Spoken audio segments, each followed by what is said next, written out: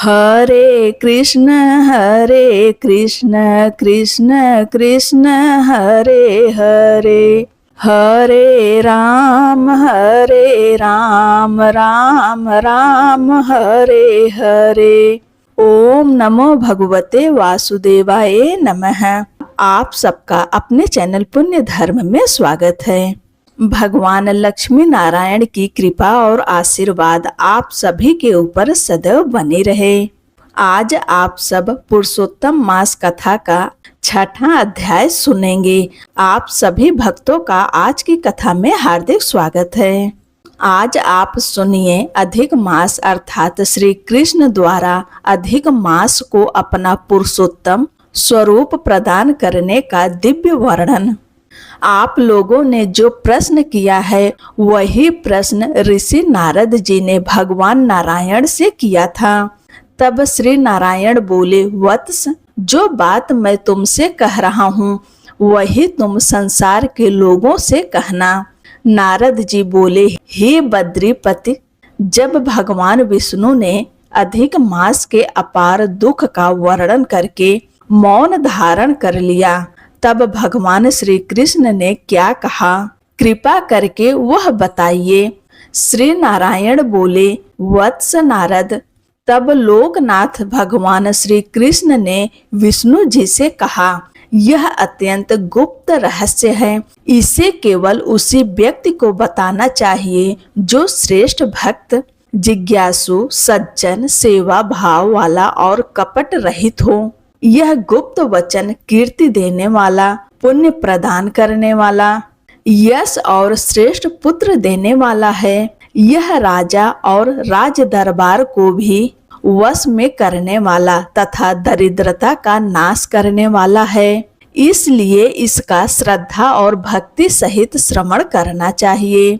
हे विष्णु, आपने बहुत अच्छा किया जो मलमास का हाथ पकड़कर यहाँ ले आए। जब आपने अधिक मास को अपना लिया तब मैंने भी इसे अपना लिया। अब मैं इसे सभी मासों में सर्वोपरि करूँगा। यह कीर्ति, प्रभाव, ऐश्वर्य, शक्ति, पराक्रम और भक्तों को वरदान देने में मेरे समान गुणवान होगा। जैसे मैं संसार में पुरुषोत्तम नाम से प्रसिद्ध हूँ, वैसे ही यह मास भी पृथ्वी पर पुरुषोत्तम मास के नाम से विख्यात होगा।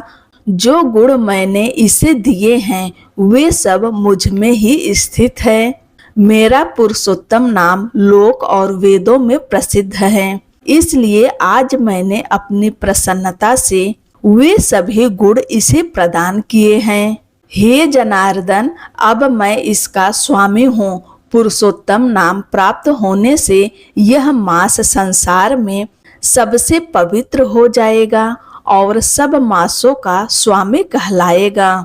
इसकी पूजा, व्रत और आराधना करने वाले लोगों के सभी दुख और दरिद्रता नष्ट हो जाएंगे।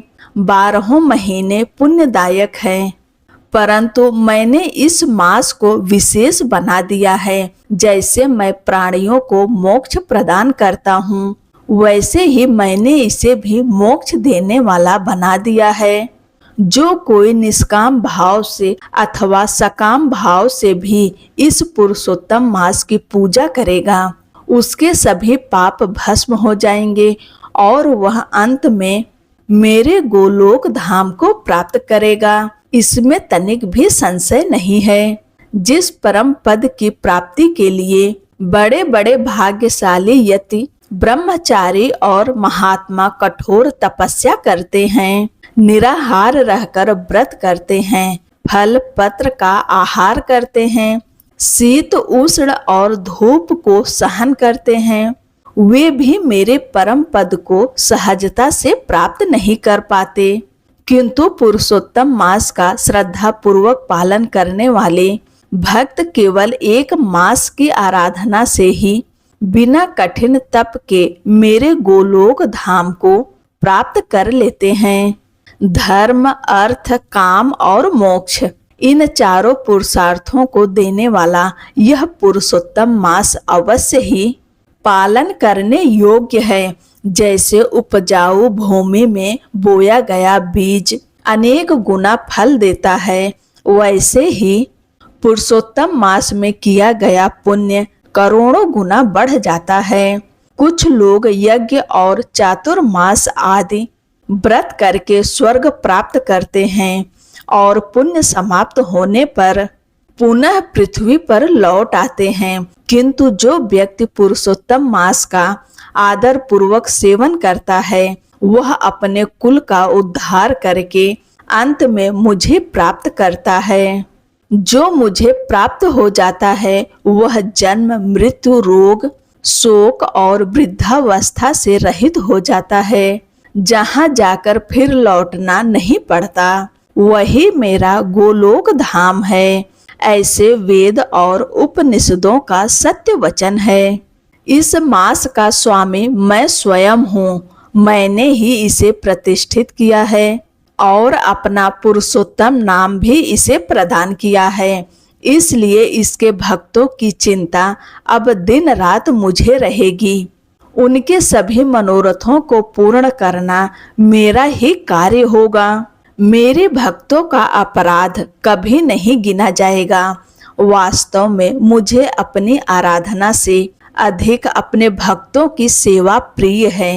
कभी कभी मेरे भक्तों की इच्छाएं पूर्ण करने में विलंब हो सकता है, परंतु जो पुरुषोत्तम मास की भक्ति करते हैं उनकी मनोकामना पूर्ण करने में मैं कभी देर नहीं करता। जो लोग इस मास में स्नान, दान, जप, तप, पूजा पाठ नहीं करते, देवताओं, तीर्थों और ब्राह्मणों का उपहास करते हैं, वे अत्यंत अभागे हैं। उन्हें स्वप्न में भी सुख प्राप्त नहीं होता।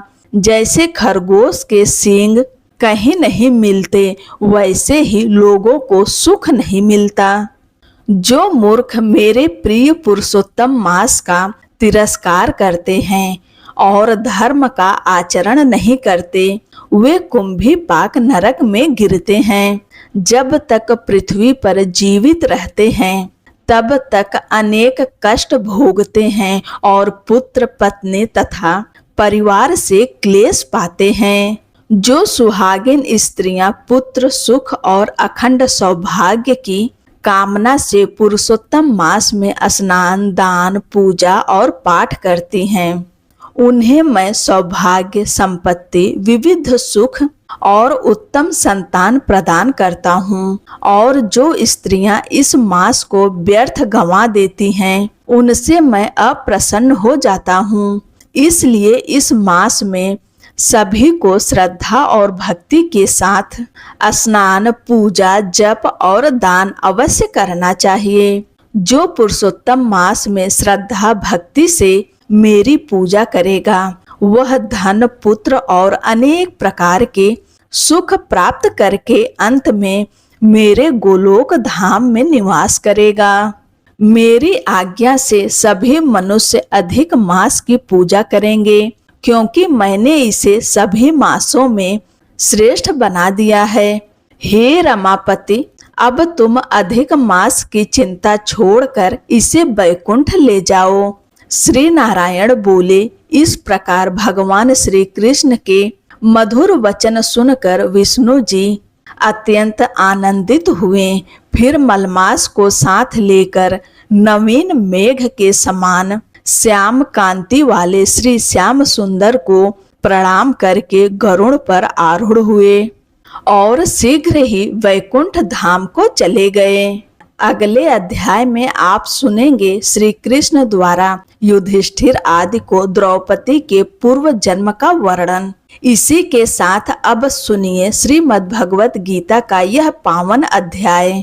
अर्जुन ने भगवान श्री कृष्ण से कहा, हे जनार्दन, यदि कर्मों की अपेक्षा ज्ञान श्रेष्ठ है तो फिर हे केशव, आप मुझे इस भयंकर युद्ध रूप कर्म में क्यों लगा रहे हैं? आपके मिले जुले वचन मेरी बुद्धि को मोहित कर रहे हैं। इसलिए कृपा करके निश्चित रूप से वह एक मार्ग बताइए जिससे मैं कल्याण को प्राप्त हो सकूं। अर्जुन के ऐसे पूछने पर भगवान श्री कृष्ण बोले, हे निष्पाप अर्जुन, इस संसार में दो प्रकार की निष्ठाएं पहले कही गई है। ज्ञान योगियों के लिए ज्ञान योग और कर्म योगियों के लिए निष्काम कर्म योग। मनुष्य केवल कर्मों का त्याग कर देने से निष्कर्मता को प्राप्त नहीं होता और न ही मात्र संन्यास धारण करने से सिद्धि मिलती है। कोई भी मनुष्य एक क्षण भी बिना कर्म किए नहीं रह सकता, क्योंकि प्रकृति से उत्पन्न गुण उसे कर्म करने के लिए बाध्य करते हैं। जो मूर्ख मनुष्य बाहर से इंद्रियों को रोक लेता है परंतु मन में विषयों का चिंतन करता रहता है, वह मिथ्याचारी कहलाता है।